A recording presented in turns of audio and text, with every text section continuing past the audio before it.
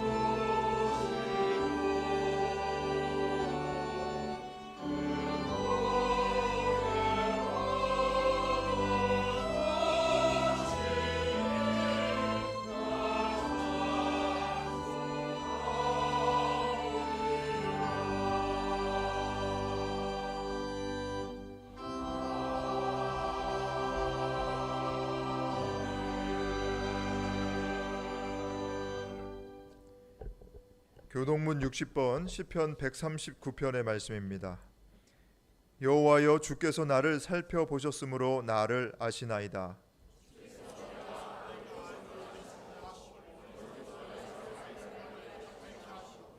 나의 모든 길과 내가 눕는 것을 살펴보셨으므로 나의 모든 행위를 익히 아시오니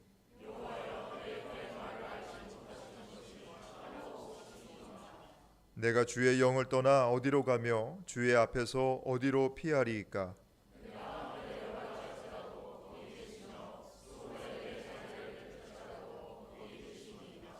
내가 새벽 날개를 치며 바다 끝에 가서 거주할지라도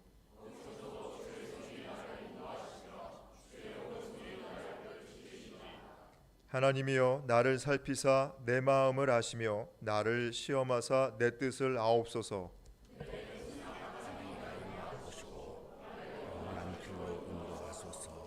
아멘. 하나님은 통회하는 마음으로 나오는 사람들을 물리치지 않으십니다. 이제 우리들의 죄를 뉘우치고 고백합시다.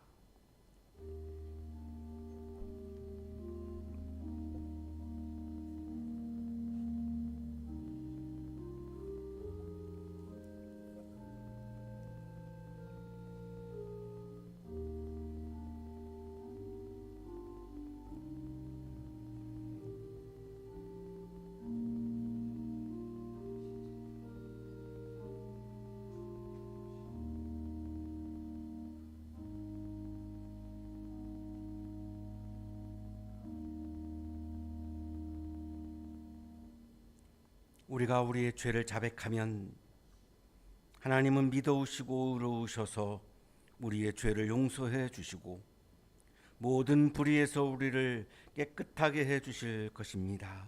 아멘.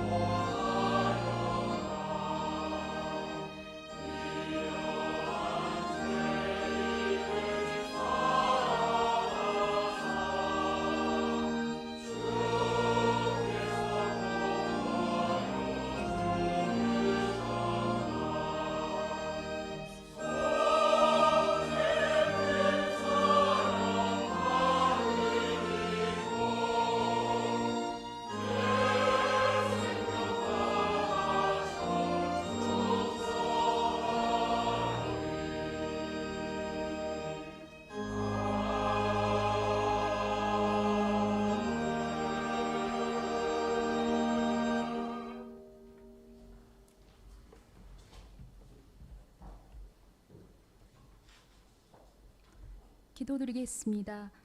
은혜로우신 하나님 아버지, 가을의 문턱에 서 있는 9월 첫 주일 모든 성도들이 예배당에 모여 기쁨으로 주님께 경배와 찬양을 드립니다. 이제 무더운 여름이 지나고 풍성한 계절을 맞이할 수 있게 하시니 더욱 깊은 감사를 드립니다. 주님, 우리는 매일 헤아릴 수 없는 수많은 문제들과 육신을 감싼 욕심 속에서 자신도 모르게 죄를 짓고 살아가고 있습니다. 아버지 앞에 모두 내려놓고 회개하오니 용서하여 주옵시고 이제 새로운 계절의 시작과 함께 우리의 마음과 영혼도 새롭게 하시어 주님께 더욱 가까이 나아가게 하옵소서. 이 나라와 민족을 위해 기도합니다. 대통령과 정치 지도자들에게 하나님의 공의와 정의가 넘치게 하시어 이 땅에 평화와 화합이 가득하게 하옵소서. 한양대학교를 위해 기도드립니다. 2학기를 시작하는 학생들을 주님의 뜻에 따라 바르게 성장하고 가르칠 수 있도록 교수님과 교직원들에게 지혜와 힘을 더하여 주옵소서. 사랑의 하나님, 한양대학교 교회를 위해 기도드립니다. 교회가 계획하는 모든 사역과 활동들을 위해 주님의 축복을 더하여 주옵소서. 특별히 학생들을 위한 목요 채플에서 힘들고 지친 학생들이 주님의 말씀을 통해 새롭게 변화되어 주님의 영광을 위해 쓰임받게 하옵소서. 자비로우신 하나님, 올 여름 최강의 무더위와 폭우 그리고 가뭄의 피해를 입은 이들이 있습니다. 그들에게 주님의 위로와 평강을 허락하여 주옵소서. 또한 우리 주변에 병마에 고통받는 자들, 외로움에 지친 자들, 경제적으로 어려움을 겪는 자들이 주님의 사랑 안에서 회복되고 새 힘을 얻게 하여 주옵소서. 주님께서 모든 피로를 채우시며 그들의 삶에 주님의 은혜가 넘치게 하옵소서. 오늘 주님의 복된 말씀을 전하는 이천진 목사님과 교회 곳곳에서 예배를 위해 헌신하는 이들의 손길을 기억하여 주옵시며 아름답고 영광스러운 칼로스 성가대의 찬양을 기쁘게 받으시고 축복하여 주옵소서. 이 모든 말씀 우리 주 예수 그리스도의 이름으로 기도드립니다. 아멘.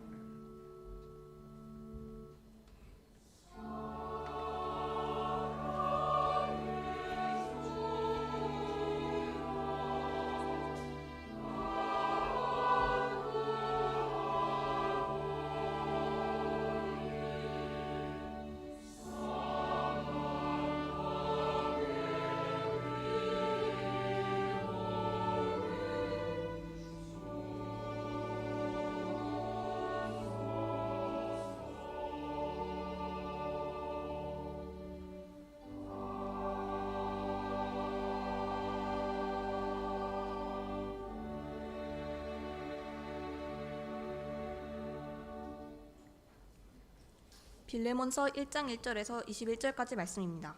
8절부터 낭독하겠습니다. 그러므로 그리스도 안에서 나는 그대가 마땅히 해야 할 일을 아주 담대하게 명령할 수도 있지만 우리 사이의 사랑 때문에 오히려 그대에게 간청을 하려고 합니다. 나 바울은 이렇게 나이를 많이 먹은 사람이요 이제는 그리스도를 전하는 일로 또한 갇힌 몸입니다. 내가 갇혀있는 동안에 얻은 아들 오네시모를 두고 그대에게 간청합니다. 그가 전에는 그대에게 쓸모없는 사람이었으나 이제는 그대와 나에게 쓸모있는 사람이 되었습니다. 나는 그를 그대에게 돌려보냅니다. 그는 바로 내 마음입니다. 나는 그를 내 곁에 두고 내가 복음을 위하여 갇혀있는 동안에 그대를 대신해서 나에게 시중들게 하고 싶었으나 그대의 승낙이 없이는 아무것도 하고 싶지 않았습니다. 나는 그대가 선한 일을 마지못해서 하지 않고 자진해서 하기를 원하기 때문입니다. 그가 잠시 동안 그대를 떠난 것은 아마 그대로 하여금 영원히 그를 데리고 있게 하려는 것이었는지도 모릅니다. 이제부터는 그가 종으로서가 아니라 종 이상으로 곧 사랑받는 형제로 그대의 곁에 있을 것입니다. 특히 그가 나에게 그러하다면 그대에게는 육신으로나 주님 안에서나 더욱 그러하지 않겠습니까? 그러므로 그대가 나를 동지로 생각하면 나를 맞이하듯이 그를 맞아주십시오. 그가 그대에게 잘못한 것이 있거나 빚진 것이 있거든 그것을 내 앞으로 달아놓아 주십시오. 나 바울이 친필로 이것을 씁니다. 내가 그것을 갚아주겠습니다. 그대가 오늘의 그대가 된 것이 나에게 빚진 것이라는 사실을 나는 굳이 말하지 않겠습니다. 형제여, 나는 주님 안에서 그대의 호의를 바랍니다. 그리스도 안에서 나의 마음에 생기를 넣어 주십시오. 나는 그대의 순종을 확신하며 이 글을 씁니다. 나는 그대가 내가 말한 것 이상으로 해주리라는 것을 압니다. 서신서의 말씀입니다.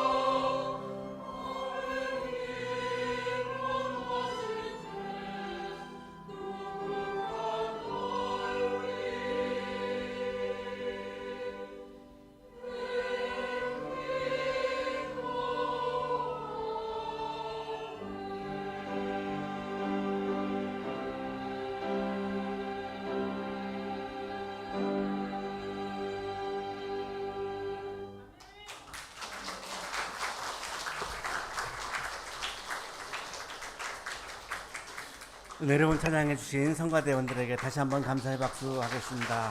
감사합니다. 옆에 계신 분과 사랑의 인사 나누시겠습니다. 사랑합니다. 보고 싶었습니다.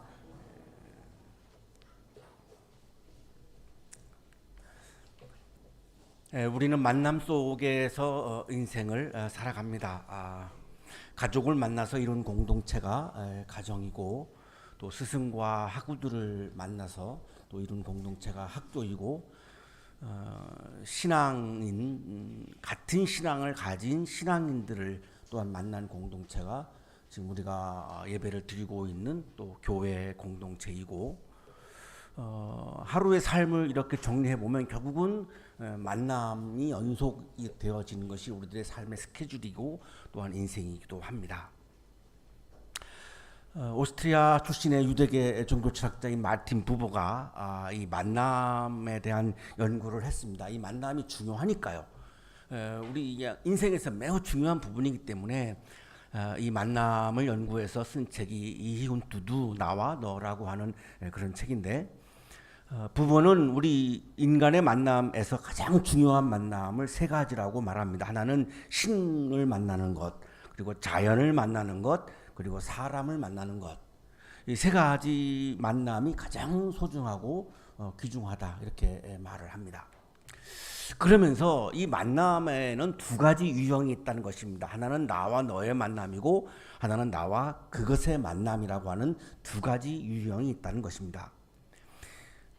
이 나와 그것의 만남은 그것이 중요한 거지 너는 중요하지 않습니다.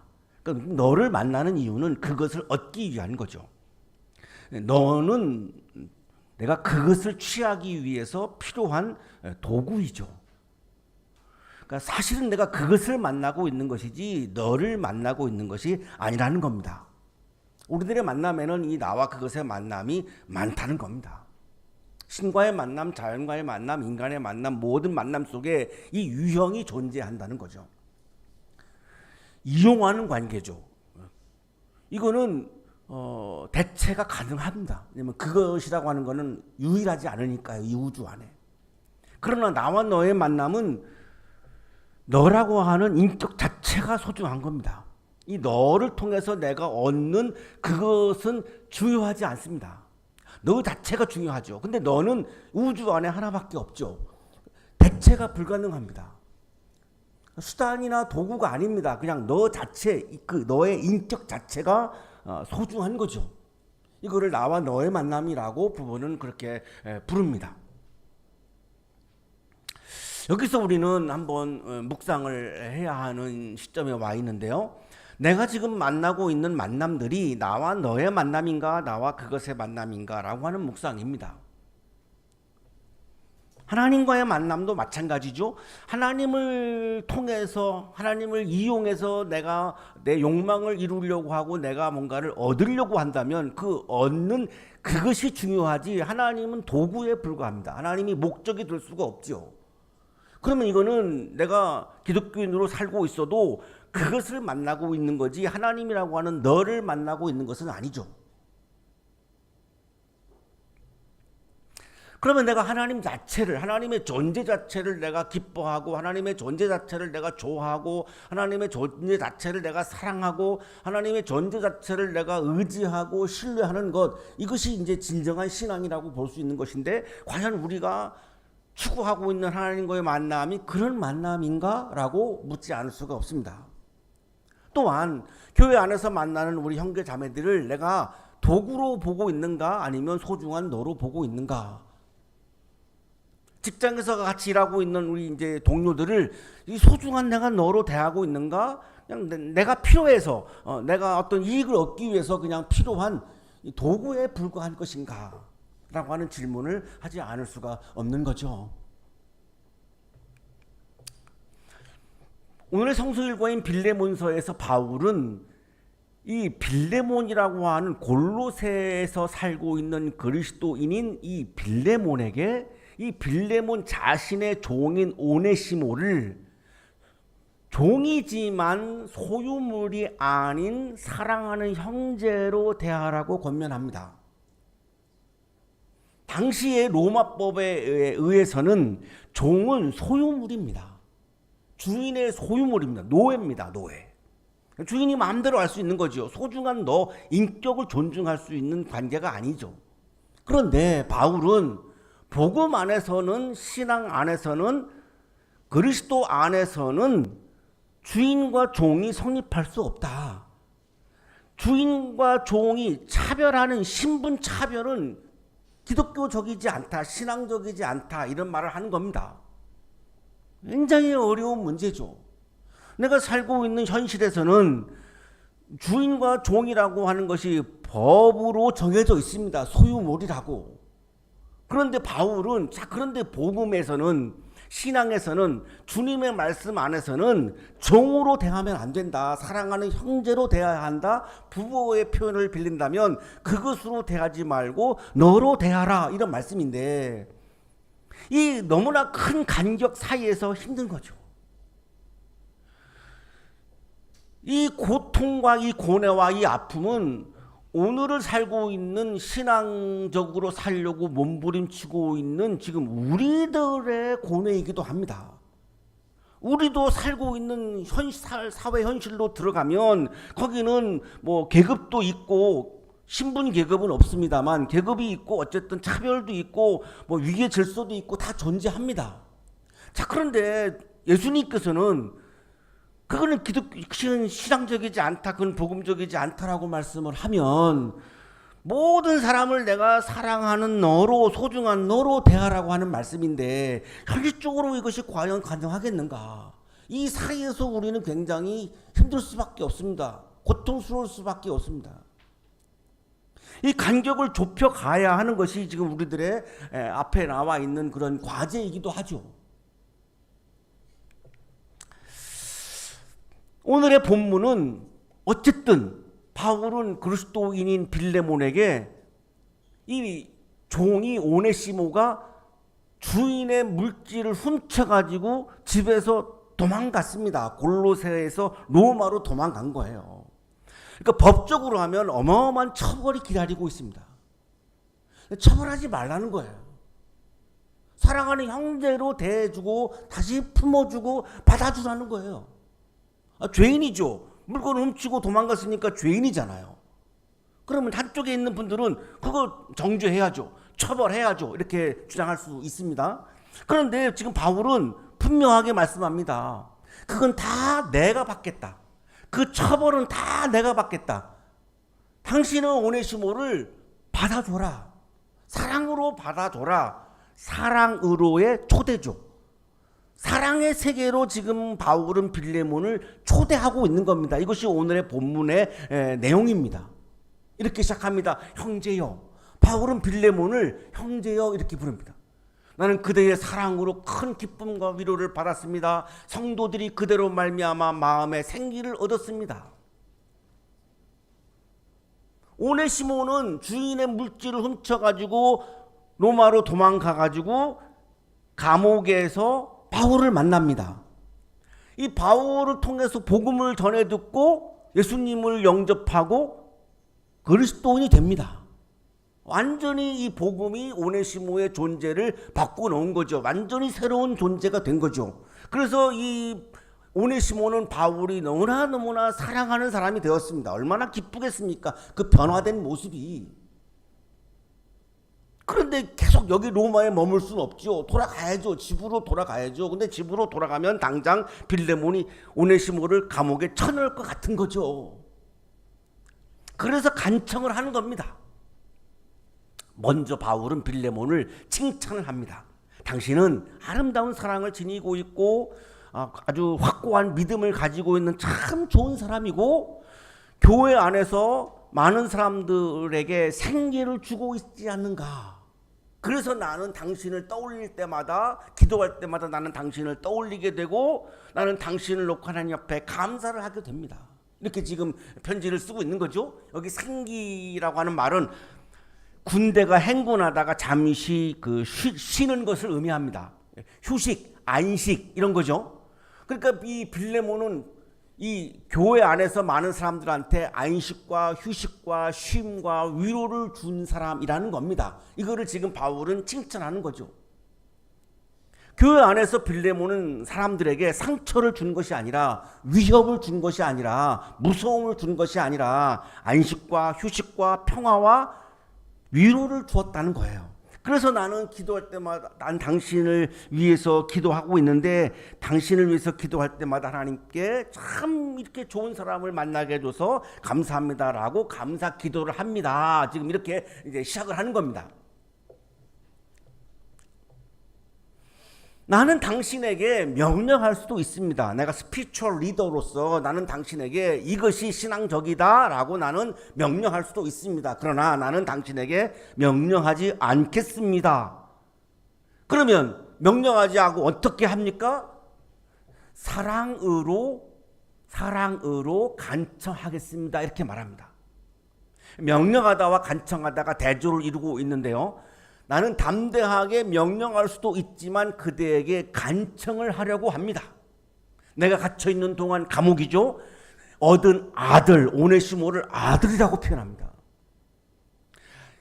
빌레몬의 노예인 이 오네시모를 내 아들이라고 표현하면서 나는 그대에게 간청합니다. 나는 명령하지 않습니다. 간청합니다. 왜냐하면 이거는 자진해서 이루어져야 되는 것이지 강제로 억지로 해서는 안 되는 일이라고 하는 생각이 바울에게 있는 거죠. 우리들의 신앙생활은 우리가 자진해서 해야 하는 것이지 강제에 의해서 강압해서 하는 것은 아름답지 않습니다. 강제성을 띠면 성과는 올라갑니다. 그러나 우리가 신앙의 본질로 돌아가서 보면 우리 신앙생활은 강제성을 띄워서 하는 것은 아름다운 신앙생활이 아니죠. 느끼셨겠지만 우리 교회는 강제성이 조금도 없습니다. 그것이 신앙의 본질이기 때문에 그렇습니다. 강제성을 띄울 줄 몰라서 안 하는 게 아닙니다. 그건 신앙적이지 않기 때문에 그러는 거죠. 바울도 여기서 강제성을 띠지 않습니다. 간청을 합니다. 그러면서 오네시모를 내 아들이다. 심지어 12절에서 오네시모는 내 마음입니다 라고까지 말합니다. 이 오네시모의 이 존재는 어마어마하게 변화한 거죠. 빌레몬의 노예였습니다. 근데 지금 바울이 이 오네시모는 내 아들이에요, 빌레몬은 내 마음이에요 까지 존재가 변했습니다. 이 복음이 오네시모를 이렇게 변화시킨 거죠.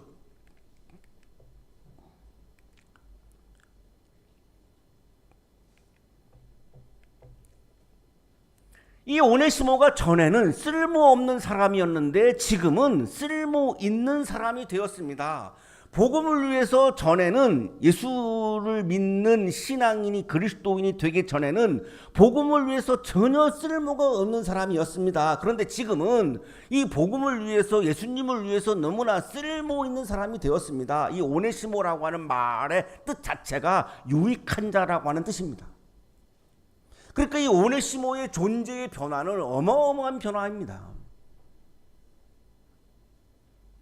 오네시모가 뭐 어마어마한 부자가 됐거나 권력가가 됐거나 그런 변화를 말하는 것이 아니라 이 비그리스도인에서 그리스도인으로 복음을 위해서 쓸모없는 존재가 쓸모 있는 존재로 이 종에 불과한 노예에 불과한 오네시모가 바울의 아들로 바울의 마음으로 이 존재가 바뀌었다는 겁니다.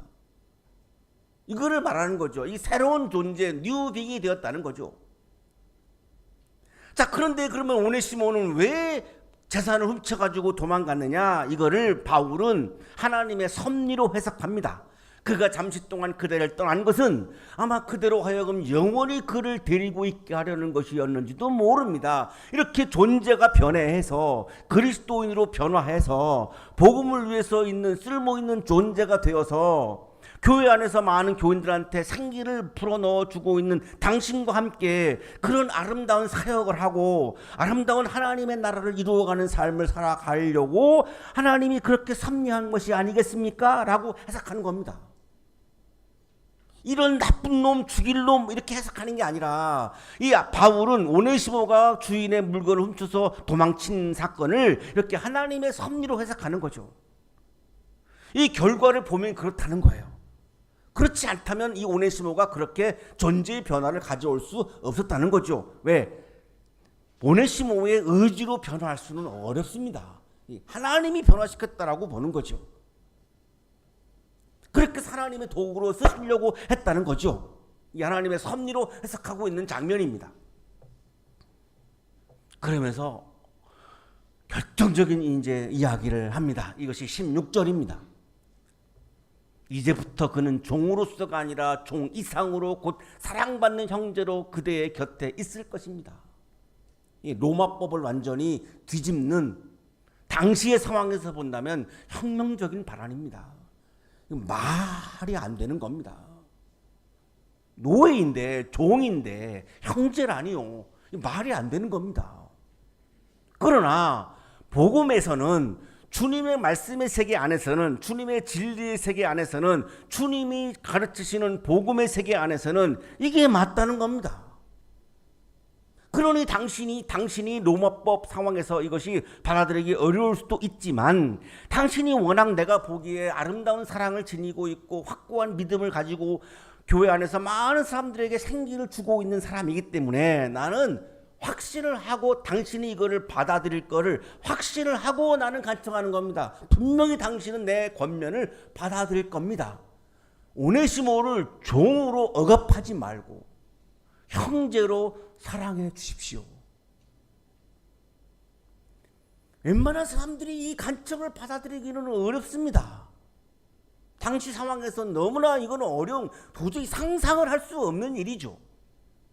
그러나 바울은 오네시모와의 만남을 통해서 복음은 종을 형제로 만들고, 복음은 낯선 이를 가족으로 만들고, 아들이라고 그랬죠. 복음은 원수를 친구로 변화시키는 것을 경험했습니다. 이것이 복음이 하는 능력입니다. 복음의 능력은 나에게 많은 물질을 주거나 나에게 많은 권력을 주거나 이런 능력이 아니고, 복음은 종을 형제로 만들고 낯선 이를 가족으로 만들고 원수를 친구로 변화시키는 능력이 복음 안에 있는 겁니다. 그가 그대에게 잘못한 것이 있거나 빚진 것이 있거든 알고 있는 거죠. 물질을 훔쳐서 도망간 걸 알고 있거든. 그것을 내 앞으로 달아놓으십시오.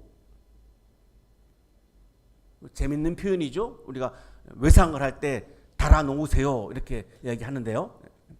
영어 성경에서는 charge를 말합니다.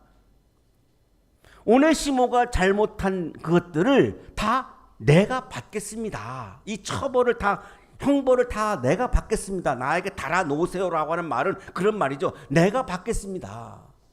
예수님께서 우리들의 죄를 대신해서 책임지셨던 이 대속의 사건과 아주 유사하죠. 그 대속의 사건을 통해서 예수님은 우리를 하나님과 화해시키려고 했던 거죠. 바울은 지금 예수님의 화해 사역을 아주 삶 속에서 실천하고 있어요. 내가 오네시모가 받는 형벌을 다 내가 대신 받을게요. 당신은 오네시모를 사랑하는 형제로 대해주세요. 단순한 권면이 아니에요. 예수님이 하신 십자가의 화해 사역을 지금 아주 정직하고 진지하게 아주 실천하고 있는 거죠. 사랑의 실천을 하고 있는 겁니다. 내가 희생을 하서라도 오네시모를 사랑받는 사람으로 살게 하고 싶습니다. 지금 이런 거죠. 모든 이 처벌을 다 내가 또 맡겠다는 겁니다. 사무엘 무어라고 하는 분은 1892년 9월 24일에 32세 때에 선교사로 한국에 입국을 했습니다. 1894년에 백정, 우리 청년들은 잘 모르시나요? 이렇게 소 잡고 돼지 잡고 하는 직업을 옛날에 그걸 백정이라고 불렀습니다. 이 백정의 자녀들은 학교에 가지 못했습니다. 백정들은 호적이 존재하지 않았습니다. 이름도 없었습니다. 그러니까 사람이 아닌 겁니다. 호적이 없어요. 호적이. 이름이 없어요. 학교를 못 가죠. 그러니까 이 사무엘 무어라고 선교사님이 백정 자녀 6명을 모아가지고 학교를 시작했습니다. 소공동에서 시작을 했는데, 이 백정 박가라고 하는 사람이 이름이 없어서 그냥 박가입니다. 이 박가가 자기 아들을 수업료도 없고 뭐 신분 차별도 안 하니까 이 학교에 보낸 거죠. 학부형입니다.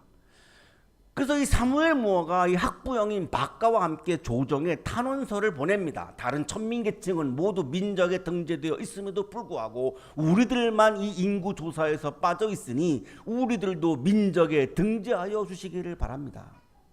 그래서 이 고종 황제가 이거를 받아들입니다. 결국은 이제 호적이 생긴 거죠. 그래서 막 이름도 생깁니다. 그래서 이 아들이, 이 학교를 다녔던 아들이 박봉출입니다. 그래서 그 결과 이 박봉출이가 제중원 의학교, 의대에 입학을 해가지고 우리나라 최초의 의대생이죠. 졸업을 합니다. 그래가지고 의사가 됩니다. 그리고 교수를 합니다. 우리나라 최초의 서양의학 의사이고 교수가 됩니다.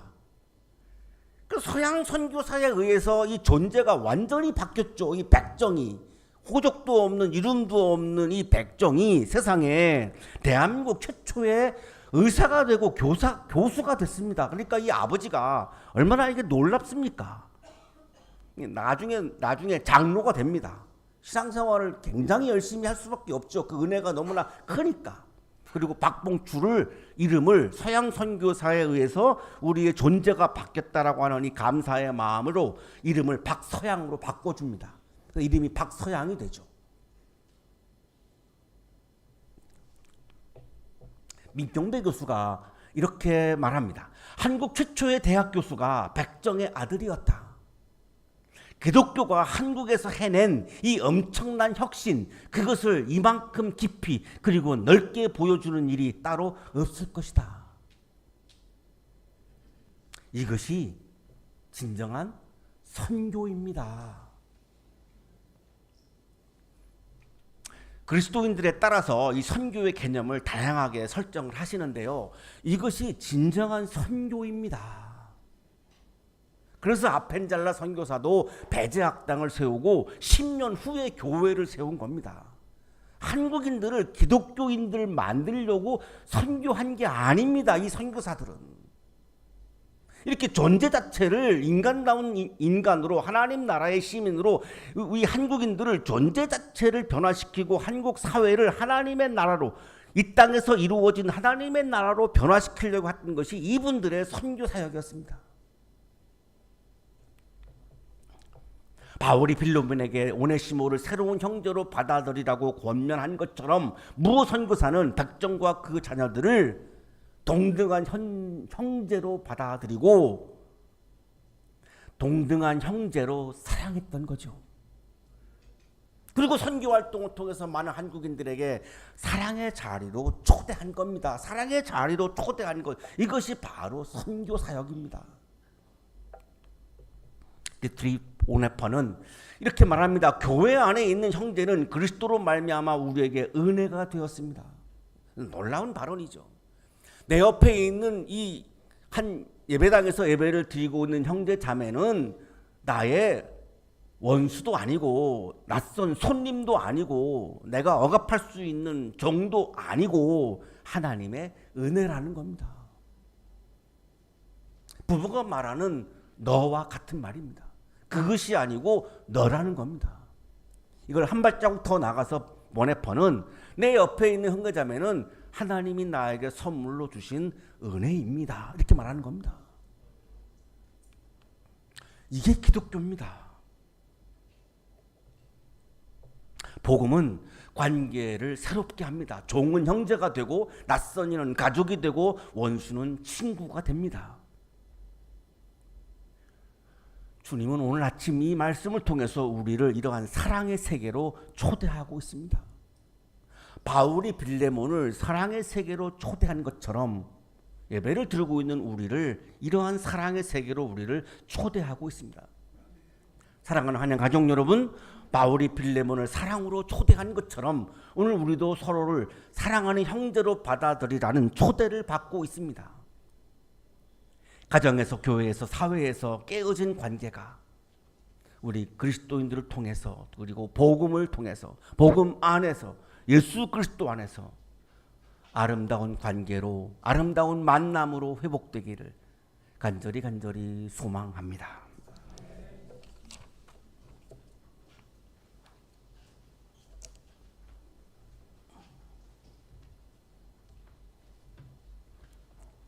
주님, 우리가 이웃을 은혜로 받아들이게 하시고 바울처럼 사랑으로 권면하게 하시며 오네시모처럼 복음 안에서 새롭게 되게 하소서. 우리의 일상 속에서 용서와 화해 그리고 사랑의 공동체가 이루어지게 하소서. 예수님의 이름으로 기도하옵나이다. 아멘.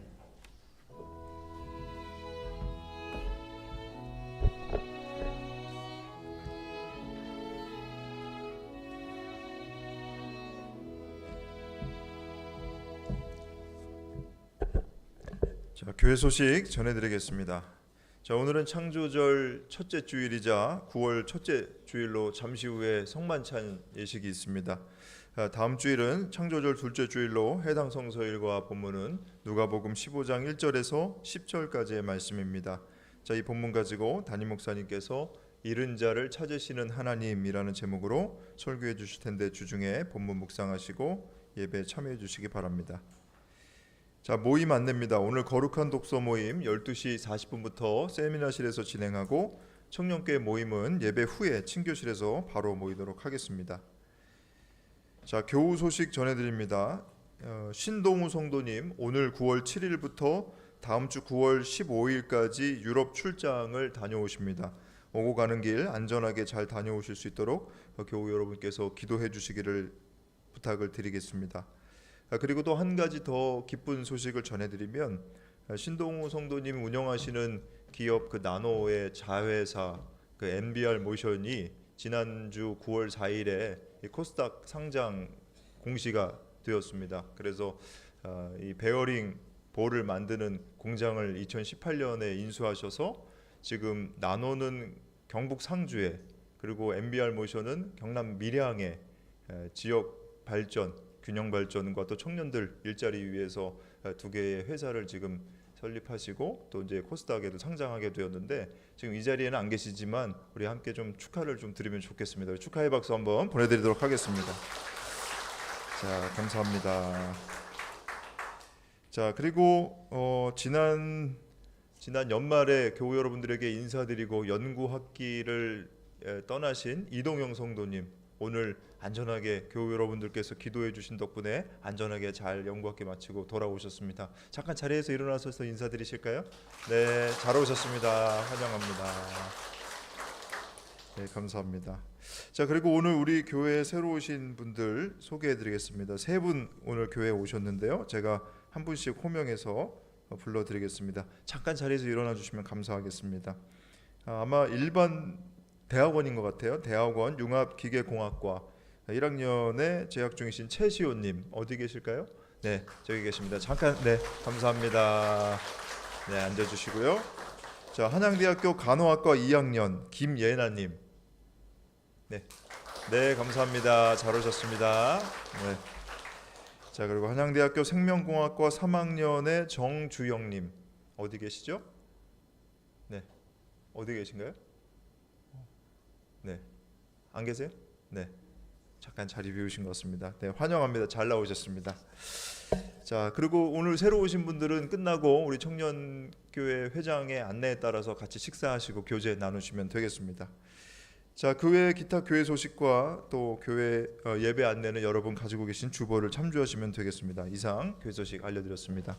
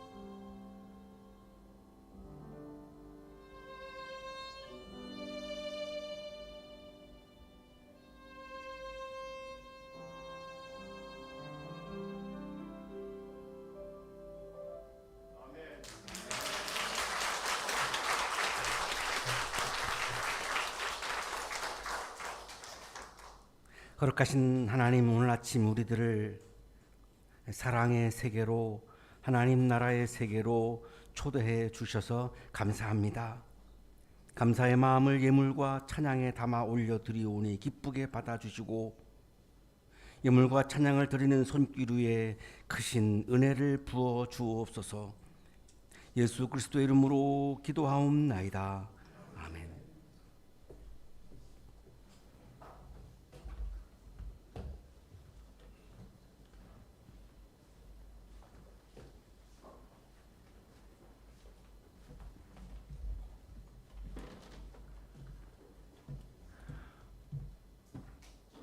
사랑하는 여러분, 성령께서 우리에게 생명을 주시기를 원하십니다. 주님의 살과 피를 먹고 마심으로 지쳐있던 영혼들이 새 힘을 얻게 될 것입니다. 하나님, 주께서 일찍부터 세상 가운데 보내셨던 성령을 지금 이 거룩한 식탁에 보내주시어 이 식탁이 성별되게 하소서. 이 떡과 이 잔이 우리를 위한 그리스도의 살과 피가 되게 하시고 영의 양식이 되게 하소서. 창조주 성령께서 사랑하는 아들의 말씀을 성취하소서. 주 예수께서 잡히시던 밤에 떡을 가지시고 감사드리신 다음에 떼시며 이것은 너희를 위하는 내 몸이니 이것을 행하여 나를 기념하라 하시고 잡수신 후에 또 이와 같이 잔을 가지시고 이 잔은 내 피로 세운 새 언약이니 이것을 행하여 마실 때마다 나를 기념하라 하셨습니다. 이 신앙의 신비가 크고 놀랍습니다.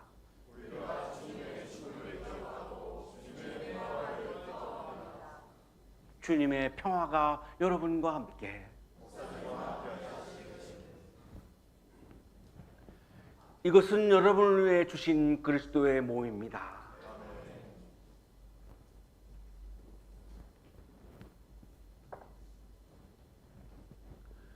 이것은 여러분을 위해 흘리신 그리스도의 피입니다.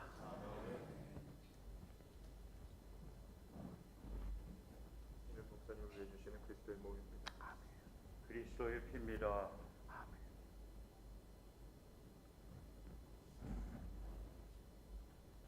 그리스도의 몸. 그리스도의 피. 그리스도의 몸. 아멘. 아멘. 그리스도의 몸. 그리스도의 그리스도의 몸.